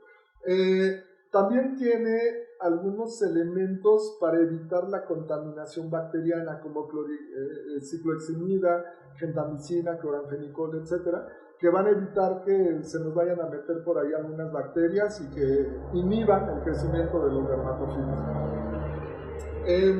¿Qué necesitamos para tomar un cultivo, ya sea para la clínica o ya sea porque lo vamos a enviar a un laboratorio de diagnóstico? Ahorita vamos a ver qué hacemos, si lo vamos a enviar a un laboratorio de diagnóstico o si lo vamos a hacer en la clínica, ¿sí?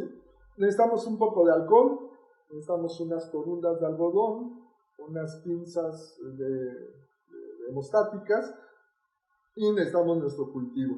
Estos cultivos, cuando los compramos, normalmente vienen en paquetes de 10 y los guardamos en el refrigerador. Ahí van a estar refrigerados hasta que sean requeridas su utilización, y ya una vez que los utilizamos los mantenemos fuera del refrigerador. Todo se hace ya fuera a temperatura ambiente. Vamos a limpiar la zona. La toma de muestra es igual si voy a cultivar yo en estos cultivitos o si lo voy a mandar al laboratorio. Vamos a limpiar la zona con un poco de alcohol para quitar o evitar la contaminación bacteriana que pueda llegar a tener. Hacemos un pequeño esponjeado con nuestro algodón, y una vez que lo hemos hecho, secamos la zona para que no esté húmeda y tomamos pelo con nuestras pinzas, como se ve aquí, de la zona periférica. Acuérdense que los dermatofitos se alimentan de la queratina. En las partes centrales es muy probable que ya no haya dermatofitos, porque ya no hay pelo, no hay queratina, y ellos se van a ir. Por eso tienen esta configuración, ¿verdad?, de ir creciendo hacia los lados, porque están buscando queratina los dermatofitos. Una vez que la queratina se ha construido, empieza a crecer pelo otra vez, y los dermatofitos pueden regresar y otra vez empieza la lesión circular, ¿sí? Entonces vamos a tomar pelo de las zonas periféricas, y este pelo abrimos nuestro cultivo y lo vamos a colocar en el agar o en el gel, ¿sí? Es importante que haya contacto. Si el pelo queda separado, pues simplemente de dónde se va a nutrir este dermatofito si no está en contacto con el medio. Lo tenemos que poner en contacto, pero no lo debemos de enterrar. Tiene que quedar en la superficie, ¿sí? Cerramos. Tampoco hay que llenarlo de pelo, hay que poner una cantidad moderada de pelo. Si le ponen demasiado pelo, tampoco va a haber un buen crecimiento. Y una vez que hemos colocado la muestra, vamos a cerrar, pero es muy importante, véanlo, que el tapón no quede hermético. Tiene que quedar flojo, como un diente que se va a caer. Tiene que quedar flojo. Si nosotros cerramos la tapa herméticamente, no va a entrar aire, y ese aire también es necesario para el crecimiento de los dermatofitos. Entonces, esto de cerrarlo no debe de quedar así, lo debemos de aflojar, ¿sí? Y debe de quedar con movimiento la tapa para que exista el flujo de aire. Bien, nadie la debe de cerrar. Anotamos los datos de nuestro paciente, aquí se ve mejor. Anotamos los datos. el nombre del perro. Nosotros lo que ponemos es el nombre del perro, el apellido del propietario. Pueden poner el número de expediente dependiendo de cómo lleven a cabo ustedes sus marcajes, y la fecha de cultivo. ¿Cuánto tiempo tengo que mantener el cultivo? De 10 a 15 días para tener el diagnóstico final. De 10 a 15 días, ¿ok? Entonces, pues tengo que revisarlo diario. Cuando llego a la clínica, saco mis muestras y las voy revisando para ver qué está ocurriendo, ¿sí? Nosotros podemos tener un diagnóstico de dermatofitos temprano, ¿sí? Vean, este ya es un cultivo que está en su primer día, está el gel está de un color amarillo y tiene ahí su muestra. Y cuando los perros cuando la muestra contiene dermatofitos, el primer cambio que vamos a tener en el cultivo es que se va a empezar a tornar de un color rojizo. Por eso el rojo de fenol es tan importante. ¿Cuándo ocurre este cambio de coloración rojiza? A los 4 o 5 días de haber puesto el cultivo. Entonces, tengo que estar revisando el cultivo, y si nosotros observamos que a los 4 o 5 días ya tenemos una coloración rojiza, este perro o este gato, cualquiera de los dos, la técnica es igual para ambos, va a tener dermatofitos, pero no sé cuál. Si hubo fluorescencia, etcétera, bueno, ya sé que es Microsporium canis, eso ya me quedó claro. Pero si no hubo fluorescencia, no sé si es Microsporium gypsum, Trichophyton metallophytes, etcétera. Pero este paciente tiene dermatofitos, ¿sí? Si no existe este cambio de coloración, tengo que esperarme a ver qué pasa día con día y llegar a los 10 días, a los 15 días, para poder tomar una muestra de lo que haya crecido y observarla al microscopio, que es para identificar qué fue lo que creció ahí, ¿sí? ¿Un contaminante o qué pasó? Puede haber crecimiento de contaminantes. También pueden crecer hongos. Y me acuerdo hace algún tiempo que fui a dar una charla y les platicaba yo que los dermatofitos eran poco frecuentes. Un médico corría estos cultivos y me decía, ¿sabe qué, doctor? Yo veo muchos dermatofitos en mi práctica diaria, muchísimos. Y déjenme ver. Y cuando fui a su clínica, me invitó a su clínica para ver sus cultivos, tenía muchos cultivos como este. A ver, tengo que hacerlo aquí. Ajá. Vean, ahí hay crecimiento de hongos, pero no hay un cambio rojizo. No hubo nada de cambio rojizo. Entonces, este es un hongo contaminante. Y él estaba dando porque él consideraba que cualquier crecimiento de hongos era suficiente para decir que el paciente tenía dermatofitosis, ¿no?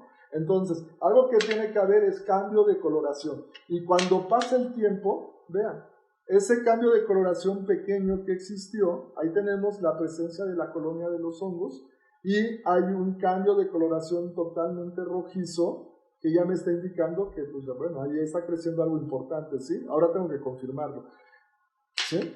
Ahora, los hongos contaminantes, les voy a decir, este es un hongo contaminante. Ah, caramba, y entonces, ¿cómo voy a saber? ¿Sí? Todos los hongos pueden cambiar la coloración a rojo, todos. Pero el cambio inicial a los 4 días, nada más los dermatofitos. Nada más. Si ustedes siguen dejando que esto crezca, a los 15 días puede existir un cambio de coloración a rojo, pero que no existió en forma temprana, y esto me está indicando que esto puede ser un contaminante. Ahora tengo que revisarlo. Ahorita vamos a ver cómo lo vamos a hacer, ¿verdad? Entonces, este cambio inicial me puede decir que tiene dermatofitos el paciente. Vean a este chico, que son más o menos los ejemplos, algunos ejemplos que les he estado presentando ahorita en vivo, ¿no? Tenemos un crecimiento de colonias de hongos aquí, ¿sí? Pero no hay un cambio de coloración hacia el color rojo.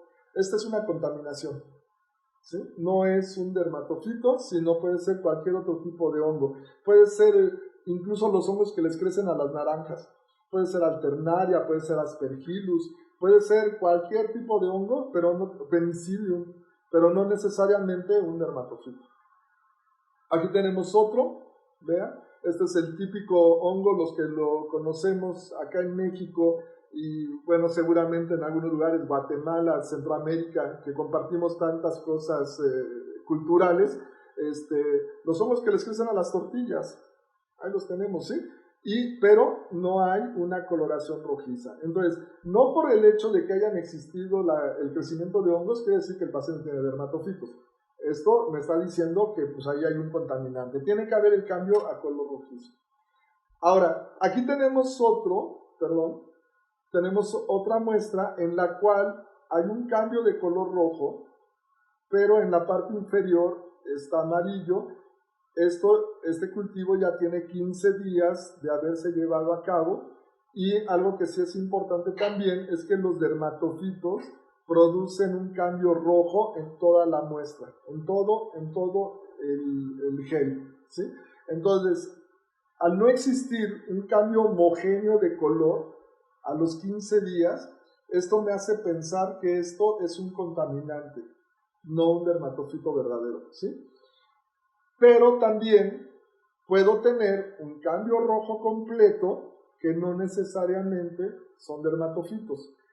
Algo importante es tener esa valoración a los 4 o 5 días de haber tomado el cultivo. Recuerden que todos los hongos pueden tener el cambio rojizo, pero el único que puede generar ese cambio temprano a los 4 o 5 días es el dermatofito. Entonces desde ahí ya estoy partiendo con un diagnóstico mucho más acertado. Se me olvidó revisar mi cultivo y de repente el dueño habló a los 15 días para preguntar los resultados y dice uno, chispas, no lo revisé y está todo rojo. Bueno, tengo dudas de si ese paciente tiene dermatofitos o no. ¿Bien?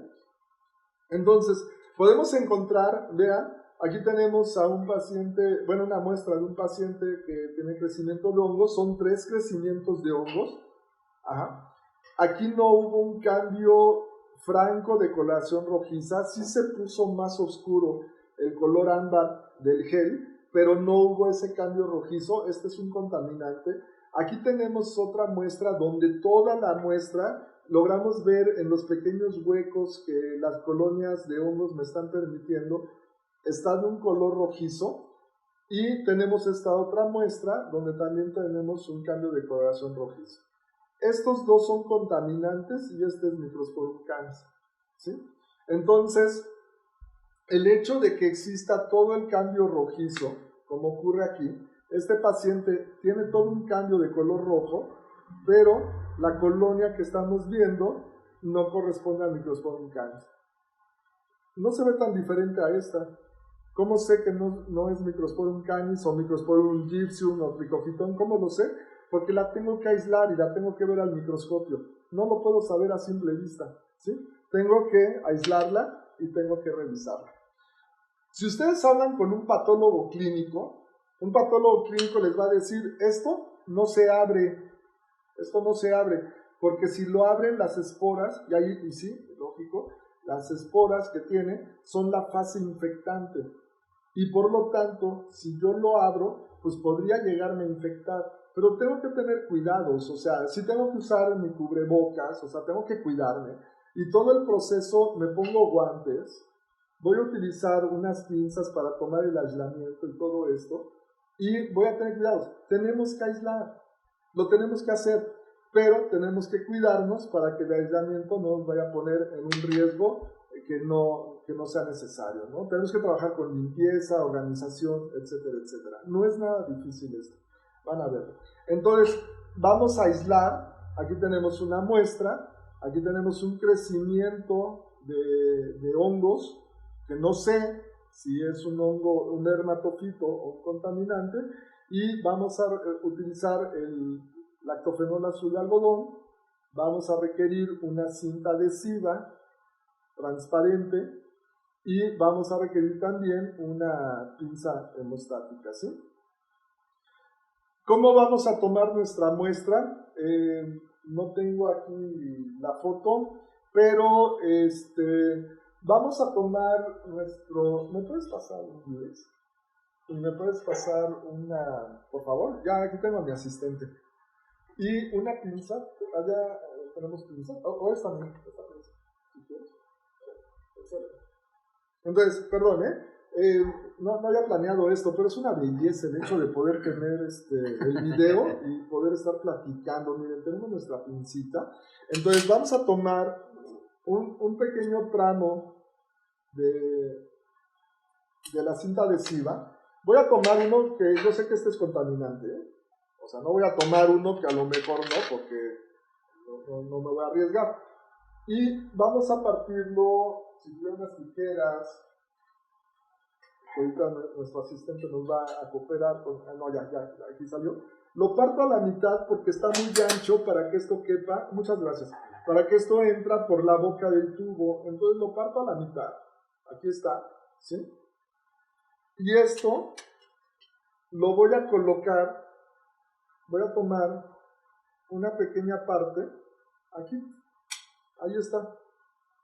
Y esto lo voy a meter al tubo. De hecho, no lo voy a abrir.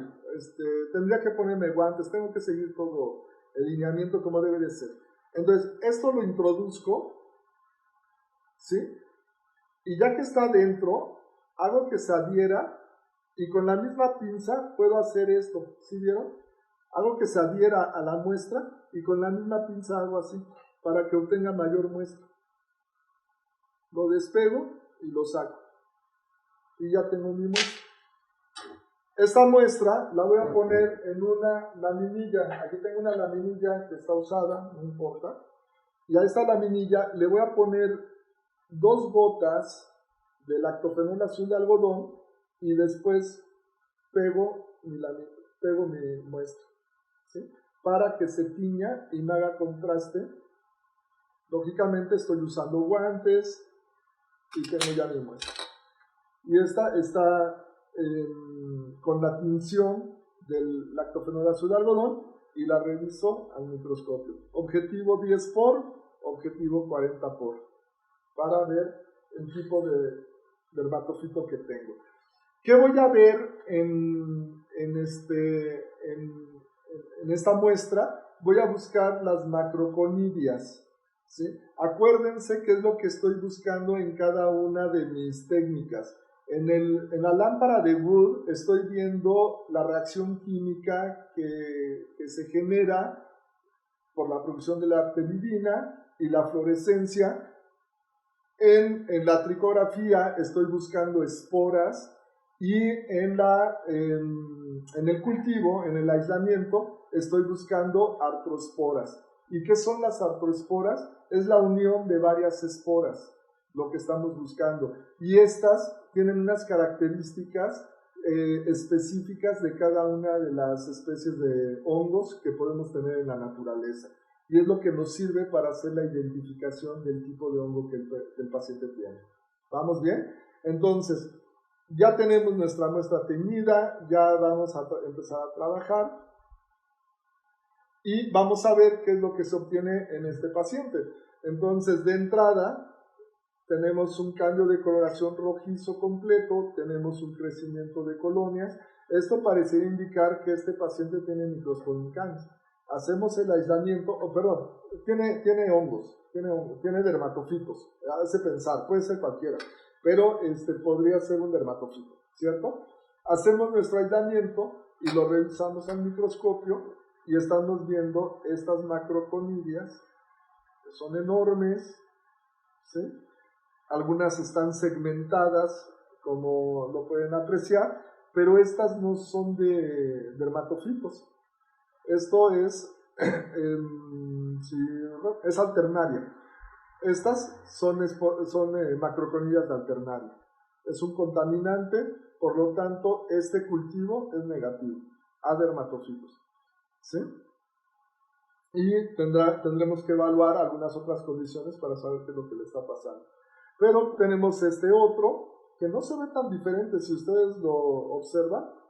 Tenemos un cambio de coloración rojizo, tenemos la presencia de colonias, vamos a aislarlas también estas, y estamos encontrando otro tipo de macroconidias, que estas son las macroconidias características de Microsporum canis, ¿sí? Son 3 macroconidias las que tenemos que identificar. Tenemos que reconocer a Microsporum canis, que va a ser el más frecuente, el más común que vamos a ver, pero también tenemos que reconocer a Microsporum gypsum y a Trichophyton mentagrophytes. Entonces, algo que pueden hacer es métanse a la web, a Google o a cualquiera de estos buscadores, a Yahoo, etcétera, y pongan imágenes de macroconidias de Microsporum gypsum y van a encontrar 50,000, ¿sí? Y de esta manera las van a poder reconocer el día que las tengan enfrente. Pongan macroconidias de Trichophyton mentagrophytes y van a encontrar ahí algunas imágenes, las pueden guardar en su ordenador, en su computadora, para hacer comparaciones y decir, ah, bueno, este perro, es tomar la fotografía del enemigo para poderlo reconocer en el momento en que lo podamos tener.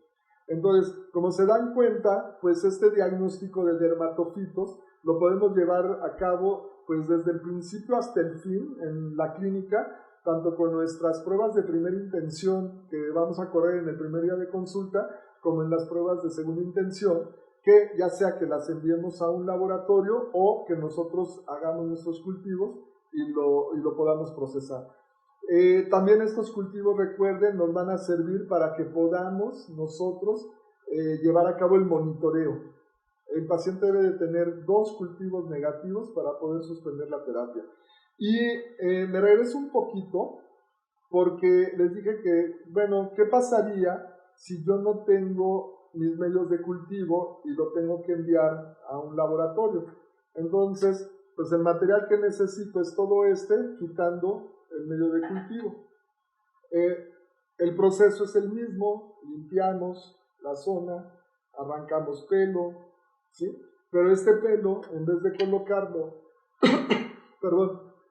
en un cultivo, pues lo vamos a poner en un sobre de papel, ¿sí?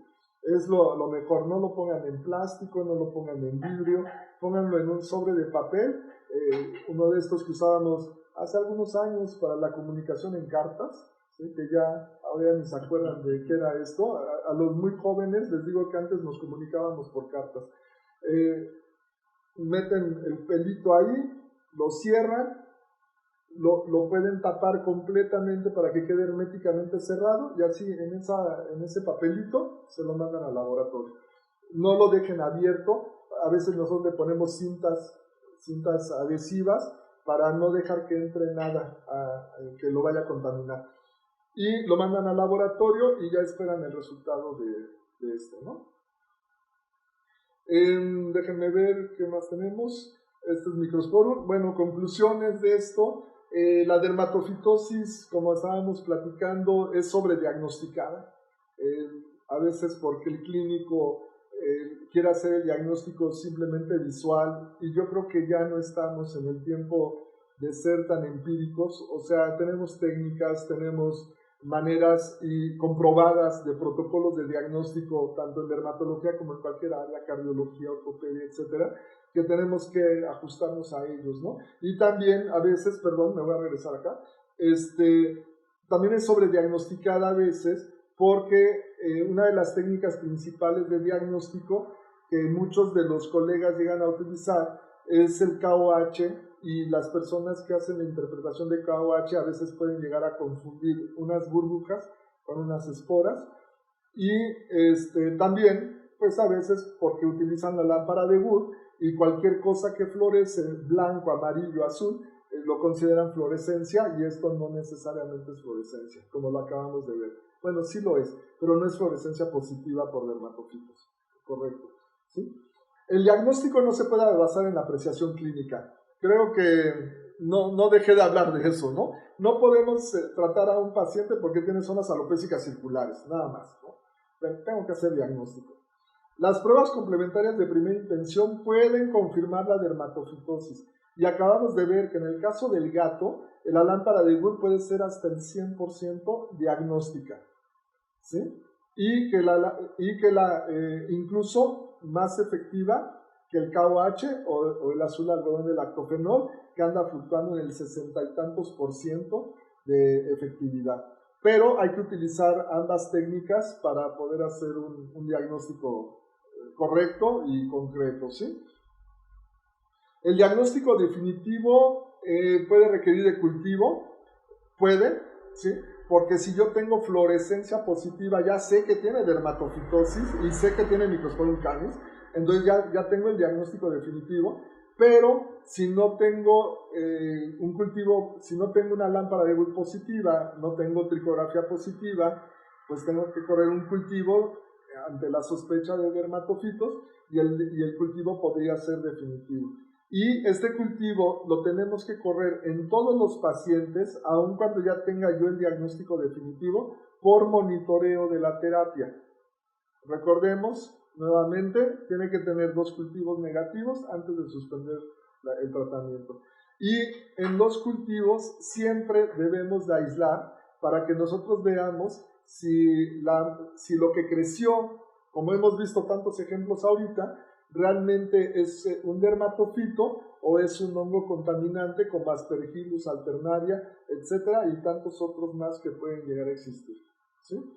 Con esto terminamos. Yo les agradezco toda su atención, su permanencia. Espero que el audio haya mejorado y que no haya tenido problemas.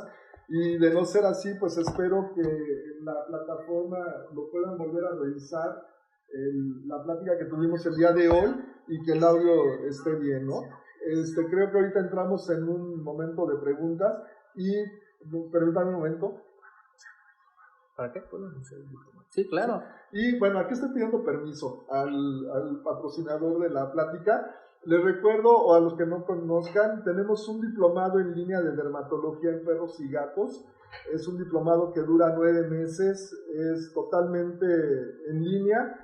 Aquí está la página donde pueden entrar ustedes para revisar incluso las fechas, costos, etcétera, pavel.mx. Pero también, si tienen alguna duda o quieren mayor información en particular, este es mi correo electrónico, nolasco99@yahoo.com, y este teléfono que ven aquí es el teléfono de la clínica donde estamos ahorita ubicados, ¿sí? Pues les agradezco mucho su atención. Nuevamente, José, muy amable por la invitación. Un gustazo estar aquí participando, ¿sí? Gracias.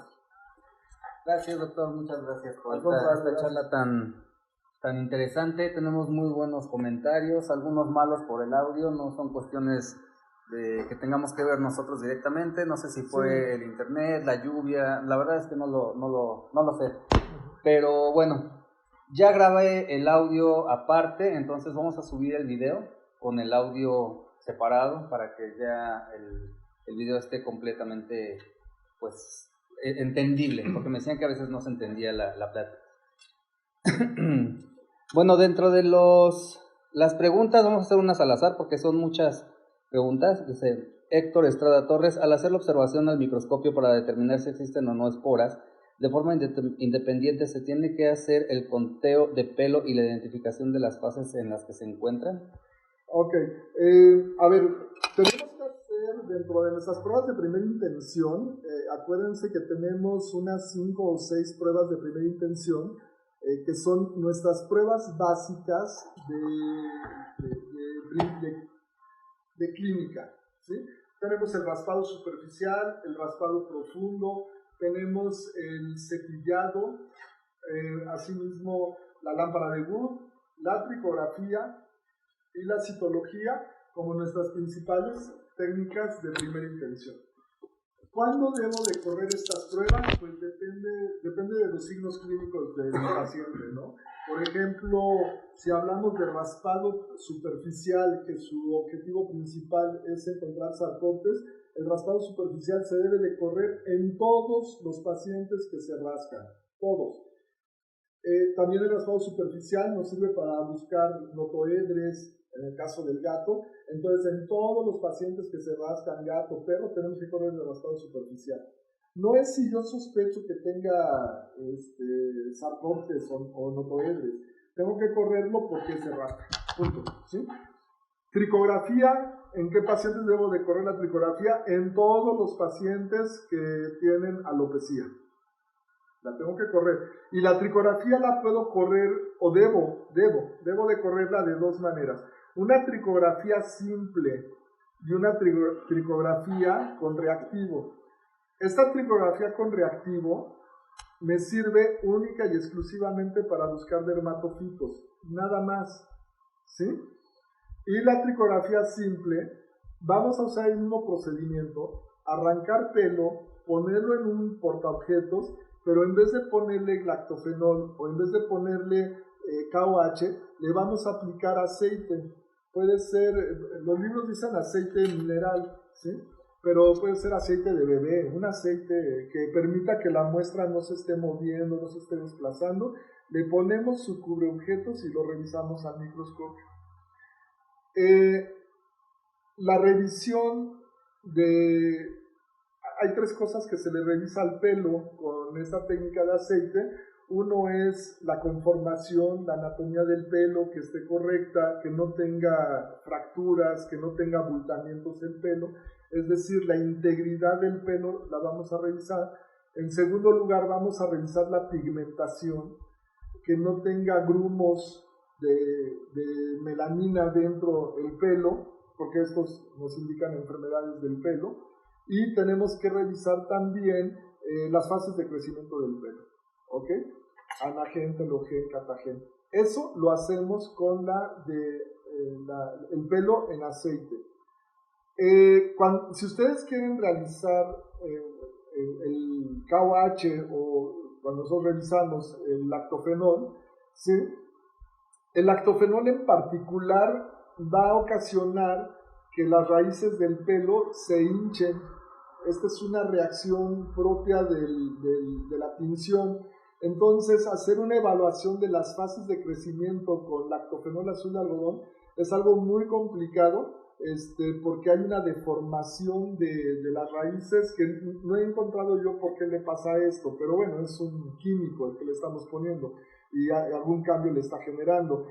Entonces, esa valoración, si tú tienes a un paciente, Héctor, que está presentando alopecia, la recomendación es, por protocolo, correrle tricografía con aceite para revisar integridad, pigmentación y fases de crecimiento, y correr tricografía con KOH o con lactofenol azul de algodón para revisar la presencia de esporas. Perfecto. Pues, bueno, una última pregunta, dice la doctora Idania González. Doctor, los dos cultivos negativos para suspender el tratamiento, ¿con cuánto tiempo entre ellas las debemos de tomar? Gracias. Sí, correcto. Tiene que haber un mes de diferencia, ¿no? Entonces, tú tomas tu cultivo y vamos a tener que cultivar nuevamente a tener un mes de que el paciente empezó a tratar. ¿Esto qué quiere decir? Que lo vas a cultivar nuevamente a los 15 días. ¿Por qué? Porque vas a tardar 15 días en que exista crecimiento de los dermatofitos. Entonces, si hay crecimiento, continuamos el tratamiento. ¿Cuándo vas a volver a tomar tu cultivo? 15 días después de haber hecho esa revisión. Entonces, los cultivos se están tomando más o menos en esos tiempos. Si tu primer cultivo ya sale negativo, tu segundo cultivo sale negativo, vámonos, ya suspendemos el tratamiento. El tratamiento puede durar mes y medio, puede durar 2 meses, dependiendo de los cultivos. Perfecto, doctor. Pues bueno, ya para terminar, le mandaron muchos saludos desde Estados Unidos hasta Chile, nos estuvieron saludando, pasando por Panamá, México, Colombia, en fin, varios países que estuvieron mandándole saludos, doctor. PDS Corp le manda saludos, nos ayudó a contestar algunas preguntas en el momento, muchas gracias. Muy amables. No sé quién es, pero parece que lo conoce bien, doctor. Bueno, pues ya con esto vamos a terminar. Doctor, si nos quiere hacer favor de leernos las preguntas. Dijimos al inicio que íbamos a dar un regalo a quien conteste estas 5 preguntas. El primero que conteste esas 5 preguntas, ya está el correo aquí en pantalla del doctor Nolasco. Podemos hacer uso de él. Por favor, envíennos las 5 respuestas. El primero que le envíe, el primer correo que llegue con las preguntas, con las respuestas correctas, Yo voy de chismoso con José y le digo quién fue el primero. ¿Quién fue? Se va a llevar un vale por 1,000 pesos en productos Sinopharma, válido para canjear en todo el año. Ok, entonces si damos... Muy inicio. bien, son 5 preguntas que me pidió José, están muy sencillas. A ver, ahí va la primera, es ¿cuál es el dermatofito más común en perros y gatos? Pregunta número 1, ¿cuál es el dermatofito más común en perros y gatos? Pregunta número 2, bueno, ahí sí hay que recordar un poquito números. ¿Qué porcentaje de efectividad tiene la lámpara de Wood en el diagnóstico de dermatofitosis en gatos no tratados? Nuevamente, ¿qué tan efectiva es la lámpara de Wood para diagnosticar dermatofitosis en gatos no tratados? La tercera, ¿a los cuántos días posinfección puede existir fluorescencia al utilizar la lámpara de Wood? Nuevamente, ¿a los cuántos días posinfección puede existir fluorescencia al utilizar la lámpara de Wood? La cuarta pregunta es, ¿de qué color es la fluorescencia en casos positivos a dermatofitosis? Nuevamente, ¿de qué color es la fluorescencia en casos positivos a dermatofitos?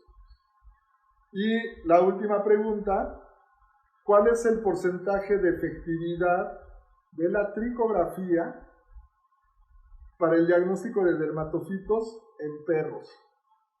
¿Cuál es el porcentaje de efectividad de la tricografía para el diagnóstico de dermatofitos en perros? Listo. Pues bueno, doctor, esperamos las respuestas correctas. El primero, mañana me hace favor el doctor Nolasco de enviarme el correo de la persona, el colega ganador, y le haremos llegar su vale. Pues bueno, doctor, muchísimas gracias. Al contrario, muchas plática. Gracias, un placer, un gustazo estar aquí. Gracias. El Laboratorio Inofarma agradece al doctor Nolasco, a nuestros colaboradores, Seambet, Centro de Estudios Avanzados en Medicina Veterinaria, a todos los distribuidores de los productos Inofarma dentro del país, del país y también fuera. Tenemos bastantes distribuidores ya en el extranjero y bueno, pues pronto estaremos dando estas pláticas ya en forma presencial. Esperemos que esto termine pronto. Mientras tanto, pues quédense en casa, estemos pendientes de las transmisiones en vivo. Este video quedará grabado en Facebook, también en YouTube. No olviden entrar a www.inofarma.com.mx y en Facebook como Loeffler-Inofarma. Pues bueno, sin más, nos despedimos. Muchas gracias. Gracias, doctor. Al contrario, un gusto nuevamente. Muchas gracias. Muchas gracias. Hasta luego.